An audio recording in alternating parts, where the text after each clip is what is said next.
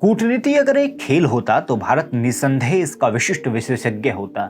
कोई माने ना माने, परंतु भारत में कूटनीति का एक अलग ही महत्व है। परंतु स्वतंत्रता के पश्चात के कुछ वर्षों तक ऐसा नहीं था और हमने कई ऐसी भूल की जिसका दुष्परिणाम आज तक भुगतना पड़ता है। नमस्कार, टीएफआई इतिहास एवं संस्कृति पर आपका स्वागत और मैं योगेश शर्मा आपको अवगत कराऊंगा कि नेपाल एक समय भारत से जुड़ने को उतारू था और कैसे इस प्रस्ताव को ठुकराकर भारत को आज भी इसके भौगोलिक एवं सांस्कृतिक दुष्परिणाम भुगतने पड़ते हैं। नेपाल का प्रशासन भले ही अलग धुन में चलता हो, परंतु भारत और नेपाल की साझी विरासत को कोई चाहकर भी नहीं नकार सकता। आज भी यहाँ सनातन संस्कृति के विभिन्न रूप देखने को मिलते हैं। चूंकि नेपाल और भारत में रोटी पानी का रिश्ता है, इसलिए यहाँ की सीमाएं भी पाकिस्तान जितनी वर्जित नहीं है। हर वर्ष यहाँ लोग भगवान शिव के एक अनोखे रूप पशुपतिनाथ के दर्शन करने आते हैं।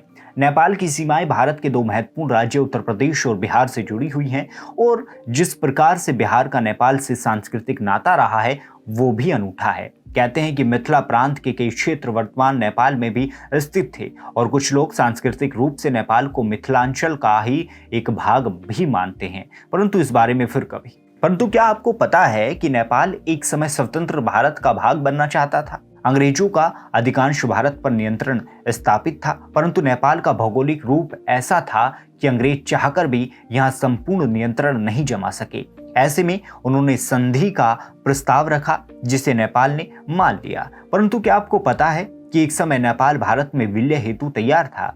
ये सत्य है कि कोई भी अपनी आजादी और पहचान छोड़ना नहीं चाहता, परंतु नेपाल के तत्कालीन राज्य प्रमुख का ख्याल था कि भारत के साथ विलय नेपाल के लिए हितकारी रहेगा। Institute for defence studies and analysis यानी IDSC के सदस्य और जेएनयू प्रोफेसर ST मुनि ने इस बात पर प्रकाश भी डाला है। भले ही उन्होंने भारत की प्रतिक्रिया पर कोई ठोस राय नहीं रखी, परंतु उन्होंने क्विंट की रिपोर्ट के हवाले से कहा है, उस समय भारत के प्रतिनिधि चंद्रशेखर प्रसाद नारायण सिंह और तत्कालीन नेपाली प्रधानमंत्री मोहन शमशेर जंग बहादुर राणा के बीच शांति और मैत्री संधि पर हस्ताक्षर किए गए थे। इस संधि को दोनों देशों के बीच राजनीतिक, आर्थिक और रणनीतिक संबंधों को स्पष्ट करने वाला दस्तावेज माना गया।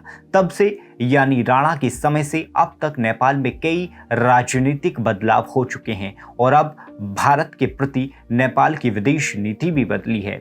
गिने चुने लोगों यानी राणाओं के शासन और राजा त्रिभुवन के उदय के समय में नेपाल में सियासी उठापटक मची हुई थी, जिसमें सैन्य तरीके भी शामिल थे। त्रिभुवन को नेपाली कांग्रेस के साथ ही उनका असंतुष्ट राणाओं का भी समर्थन मिला जो लोकतंत्र के पक्ष में थे। वहीं 1950 में नेपाली कांग्रेस ने राणाओं की तख्तापलट के लिए क्रांति की घोषणा की। 1951 में त्रिभुवन नेपाल के प्रमुख बने और फिर उन्होंने अंतरिम संविधान के तहत सीमित लोकतंत्र की बहाली की, परंतु नेहरू ने इस प्रस्ताव को ठुकरा दिया, ये जानते हुए भी कि ये उनके अंतर्राष्ट्रीय छवि को और सशक्त बना सकती है। इस पीछे जेएनयू के प्रोफेसर मुनि का दावा था, नेहरू जानते थे कि उस समय अंतर्राष्ट्रीय गठबंधनों की राजनीति किस तरह चीन के खिलाफ थी और गोवा के विलय से भारत के खिलाफ कितना विरोध था। इसलिए तकनीकी कारणों से नेपाल को भारत में मिलाने को नेहरू ने संभव नहीं माना था, लेकिन नजदीकी रिश्तों की बात 1950 की संधि में जरूर थी